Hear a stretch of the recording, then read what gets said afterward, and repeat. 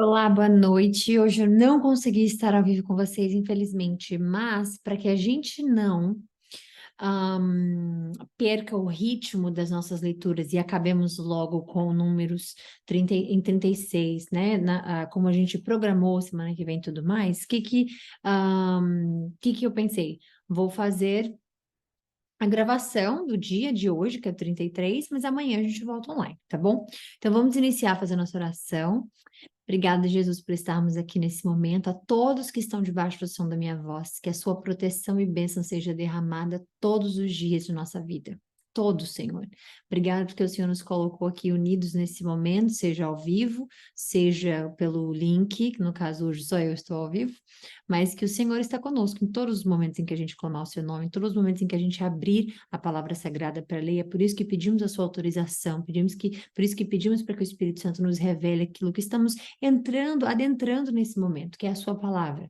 E ela é sagrada, meu Deus. Então, obrigada. Que o Senhor use o seu Espírito Santo para nos tocar nesse momento, nos revelar as coisas que estão encobertas aos nossos olhos, ouvidos, coração, e que a gente possa continuar ali nessa jornada do povo que o Senhor escolheu, e não somente deles, mas de quem o Senhor é, como o Senhor faz as coisas, como funciona, e o seu belíssimo plano de redenção no seu Filho Cristo. Obrigada, Jesus. Obrigada.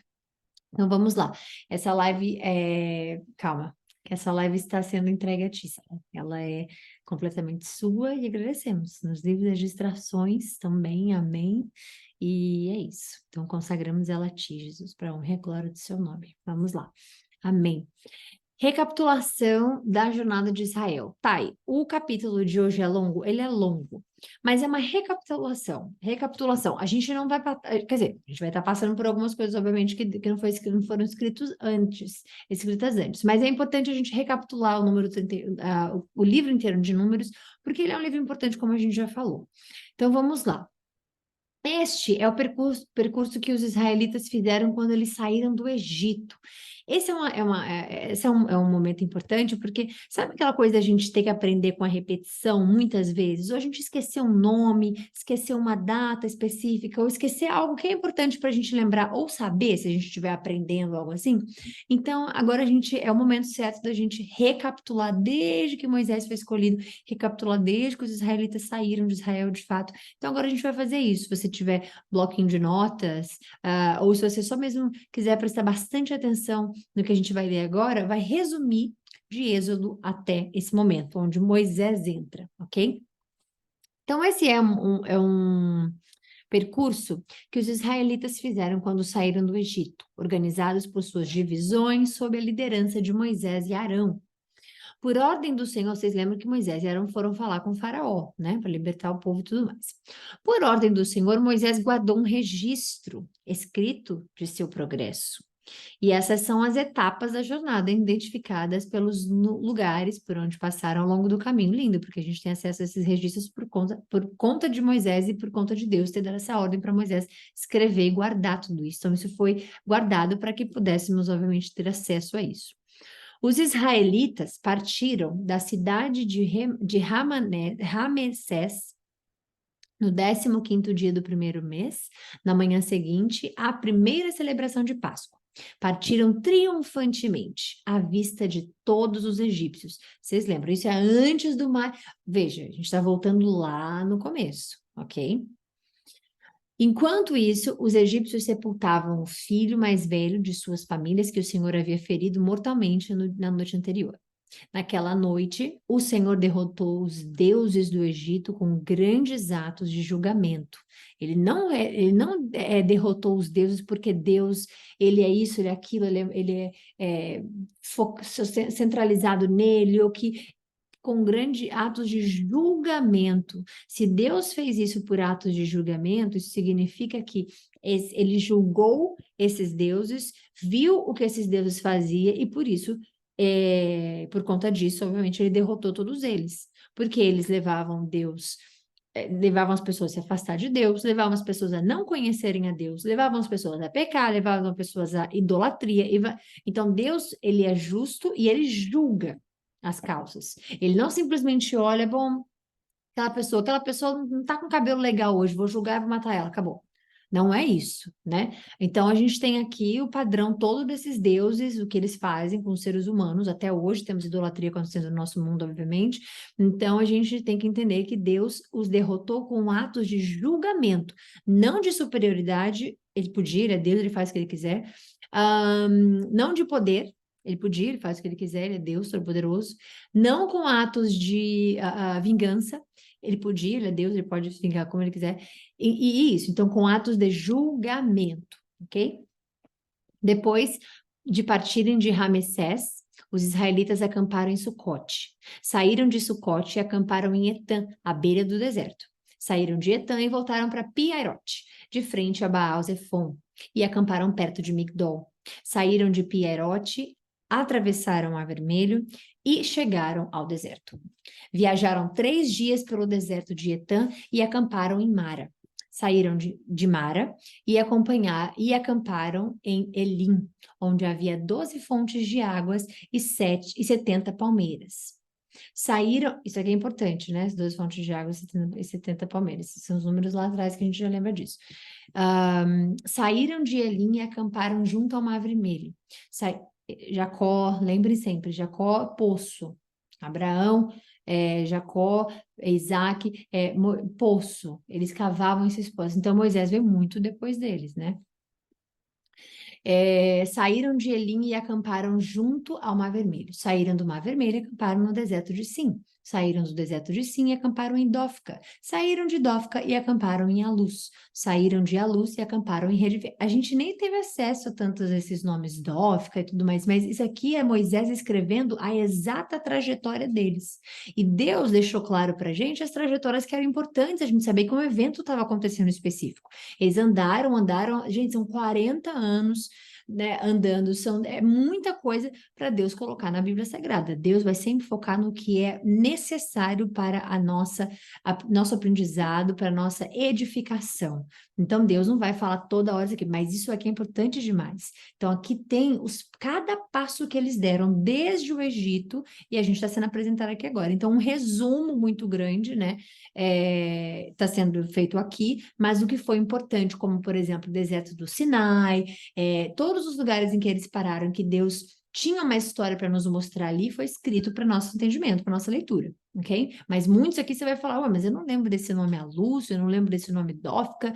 Não teve história ali suficiente para que Deus deixasse, quisesse deixar a gente, né, saber, ok? Saíram de Alus e acamparam em Refidim, onde não havia água para beber. Então, Deus está explicando, Moisés escrevendo tudo, onde não havia água para o povo beber, ok? Saíram de Refidim, faz sentido, né? Atravessaram isso aqui, vão para o deserto de Sim, começaram a ficar com sede e chegaram aqui, não tinha água para beber e começou todo, né, a rebeldia contra Deus. Saíram de Redfim e acamparam no deserto do Sinai. Saíram do deserto do Sinai e acamparam em Quibrote Atavá. Saíram de Quibrote Atavá e acamparam em Azerote. Saíram de Azerote e acamparam em Ritmá. Saíram de Ritmá e acamparam em Rimon-Perez. Saíram de Rimon-Perez e acamparam em Libna. Saíram de Libna e acamparam em Rissa. Saíram de Rissa e acamparam em Quelatá. Saíram de Quelata, ou Quelatá, não sei a pronúncia em português, e acamparam no Monte Séfer. Saíram do Monte Séfer e acamparam em Arada. Saíram de Arada e acamparam em Maquelote. Saíram de Maquelote e acamparam em Taate. Saíram de Taate e acamparam em Terá. Saíram de Terá e acamparam em Mítica. Saíram de Mítica e acamparam em Rasmona. Saíram de Rasmona e acamparam em Moserote. Saíram de Moserote e acamparam em Bene-Jaacã. Saíram de Bene-Jaacã e acamparam em Os-Gigdade. Saíram de Os-Gigdade e acamparam em Jotbatá. Saíram de Jotbatá e acamparam em Abrona. Saíram de Abrona e acamparam em Ezion-Geber. Ou Geber. Saíram de Ezion-Geber e acamparam em Cádiz, no deserto de Zim. Saíram de Cádiz e acamparam no Monte Or, na fronteira de Edom. Então, quando ele dá a informação aqui, é importante porque isso faz parte do nosso estudo bíblico, se você quiser saber. Então, você vai colocar Cádiz no deserto de Zim, aí você vai saber onde foi, onde seria hoje, onde é o mapa. Enquanto estavam ao pé do Monte Or, por ordem do Senhor, o sacerdote Arão subiu ao monte e morreu ali.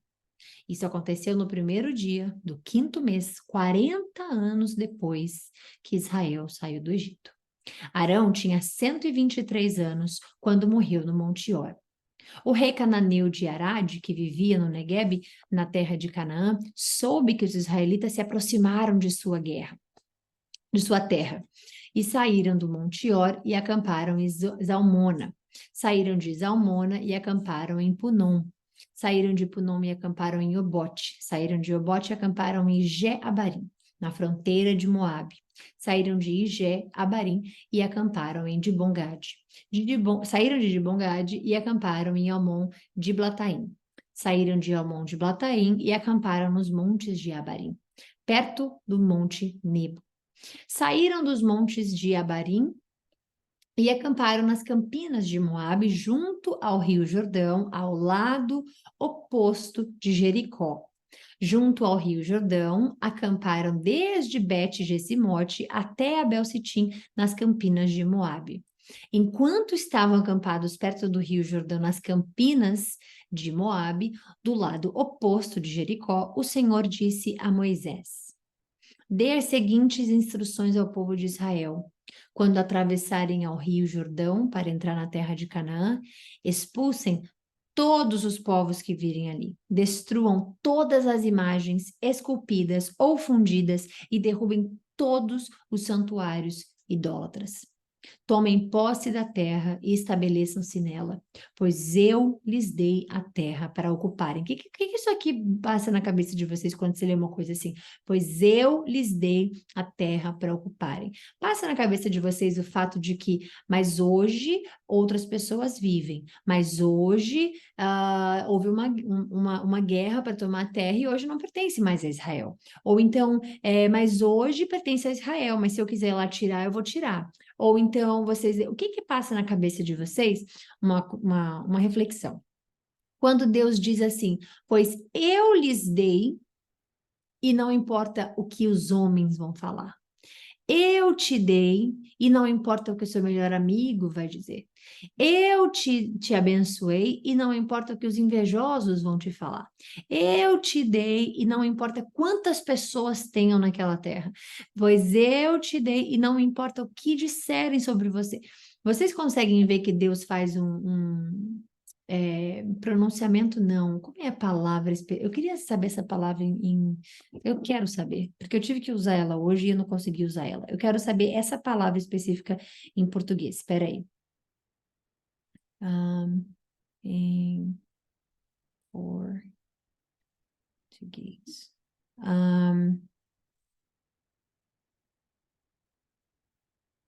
Deixa eu ver aqui. Não tá entendendo meu comando, peraí. What is the word?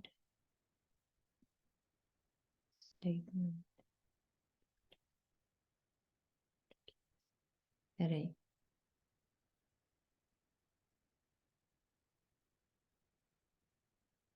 Afirmação ou declaração, pronto. É isso.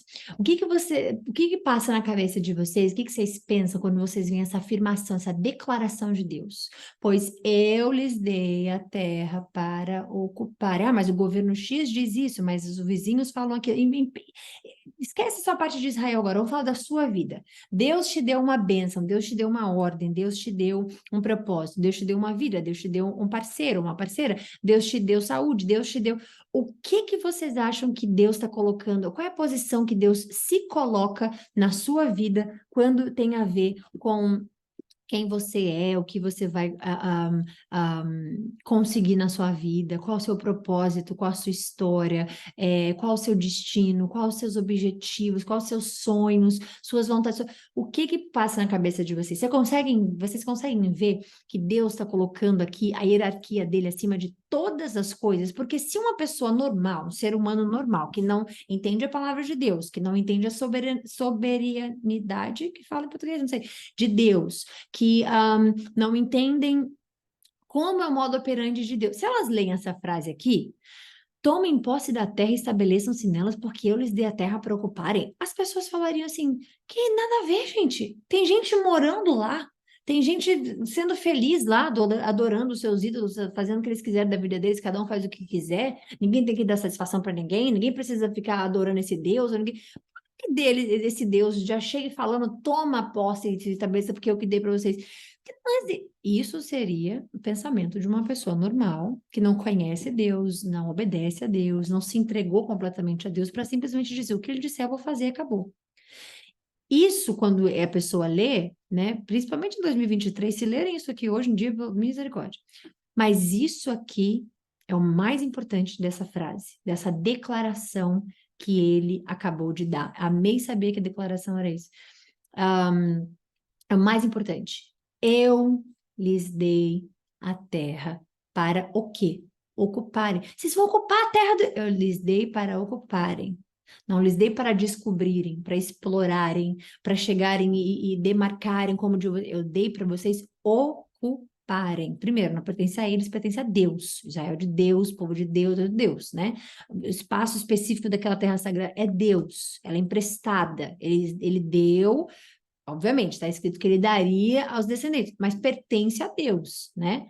Então, é isso que a gente precisa entender, porque o versículo 53 está colocando aqui a soberania de Deus, que pode refletir na sua vida nessa leitura de hoje. Então, pense sempre nisso, lembre-se disso, pois eu lhes dei a terra para ocuparem. Isso não faz sentido na cabeça de uma pessoa normal quando você está lendo. Como é que você é Deus, você está lá em cima, você não está vivendo aqui, você não tá, né, pessoa que não entende. Você não tá vivendo aqui, você, tipo, tá chegando e falando para as pessoas irem lá ocupar algo que já tá ocupado, já tá sendo explorado, já tá sendo, tipo, como assim? Então, isso requer entendimento espiritual. Aí, quando você está conectado com Deus, em comunhão com Deus, e você vê uma coisa assim, aí você fala, nossa, mas vai ter guerra. Nossa, mas vai ter gente chorando. Nossa, mas vai ter pessoas expulsas de sua casa. Mas vai ter... Mas é ordem de Deus. Nós somos meros seres humanos, importantes para Deus, obviamente, mas que não cabe 1% a nós julgar o que Deus faz. Imagina se alguém chega para você e fala assim: você não tem que estar nesse corpo, eu que tenho que estar nesse corpo aí. Aí você vai dizer: não, mas esse corpo foi Deus que me deu. Você vai, não, não, não, eu quero esse corpo aí. Eu quero ter esse olho, eu quero olhar com o seu olho, eu quero ter a sobrancelha que você tem, eu quero esse corpo aí. É básica. Você vai fazer uma coisa, mas foi Deus que me deu. Aí chega alguém e fala: não, você não dá, não, não. Não é Deus que te deu, não. Eu quero esse corpo para ocupar. É basicamente isso. É o pensamento que a gente tem que linkar com essa coisa de que Deus deu e é só o que importa. É só o que basta, né? O restante a gente aprende em ordem e lei de Jesus, amando o próximo, né? Que você vai chegar por aí e falar, foi Deus e assim que eu vou, né? Existe, obviamente, um decoro para com a sociedade, com as pessoas, né? Mas entendo a importância espiritual dessa declaração que Deus fez, ok? Distribuam a terra entre os clãs por sorteio e de forma proporcional. Isso aqui já é o final, né? Não só do capítulo, mas também como da trajetória. Já estão, como é que fala? Eles já estão sorteando as terras, né, proporcionalmente ao tamanho de clã, que tá lá atrás, não tá lá atrás, quer dizer, é o final, mas já é o finalzinho, assim, já é entregando a cada um a sua terra e tudo mais. Os clãs maiores receberão uma porção maior e os clãs menores uma porção menor. A decisão para o sorteio é definitiva. Isso aqui já basta para a gente entender que isso aqui vai ser para sempre, porque Deus não vai mudar. Ih, 2023, vamos mudar o povo que está lá. E quem que colonizou isso aqui? Vamos mudar isso aqui, não sei o quê. Definitiva. Assim, as porções de terra serão distribuídas entre as tribos de seus antepassados. Tribos, ou seja, o povo dele, foi dado a eles, será distribuído a eles e acabou. Mas, se vocês não expulsarem os povos, isso é importante a gente ver, que vivem na terra, aqueles que restarem serão como farpas em seus olhos e espinhos em suas costas. Não, mas eu não quero, né? Não quero expulsar, coitados. Eles vão para onde? Que é um pensamento normal da gente ter, obviamente. Mas aqui nesse momento específico que a gente está falando aqui, nisso aqui agora. Mas se vocês não expulsarem, aqueles que restarem são como farpas em seus olhos e espinhos em suas costas. Então, o que Deus está fazendo é por amor em dizer para eles: tirem todos de lá. Porque o meu zelo com vocês é que vocês não tenham espinho em seus olhos, espinho em suas costas e nem farpa em seus olhos. Eles serão um tormento para vocês na terra em que habitarem. E aí começou a desobediência, porque pessoas que pensam não na comunhão com Deus, mas pensam, não vou matar aquela pessoa, não vou tirar, não, matar obviamente não, né, gente, mas aqui que eu tô falando. Não, eu não vou, sempre que eu falo alguma coisa assim, acho que Deus faz um sininho na minha cabeça, tipo, corrige isso, corrige aquilo, aí eu vou falando como se eu estivesse falando comigo mesmo. É, então, quando você vê aqui, ó, que será um tormento para vocês na terra em que habitarem, vocês precisam entender que ali começou a desobediência. De um mistura com o outro, de uma lei vem com a outra, de deuses aqui misturando com o próprio Deus, de crenças diferentes misturando e confundindo as pessoas. E a gente viu o que aconteceu com os midianitas, a gente viu que. Então, tudo isso está escondido atrás de uma coisa chamada zelo, amor, soberania. E muitas das coisas a gente não tem que perguntar para ele, porque se a gente perguntasse, a gente não entenderia. Então ele está dizendo para eles, se vocês não tirarem todos, eu sei que vocês podem se rebelar contra mim, não querer tirar todos. Se eu mandei tirar todos, tirem todos, mas se vocês deixarem algum, é isso que vai acontecer. E eu farei a vocês aquilo que eu planejava fazer a eles. O que que é? Né? Sabemos. Então, Deus corta pela raiz as coisas. Enfim, é isso. Finalizamos a live aqui hoje. A gente volta amanhã ao vivo, se Deus quiser. E fiquem com Deus. Um beijo, amo vocês todos e obrigada por me compreenderem sempre.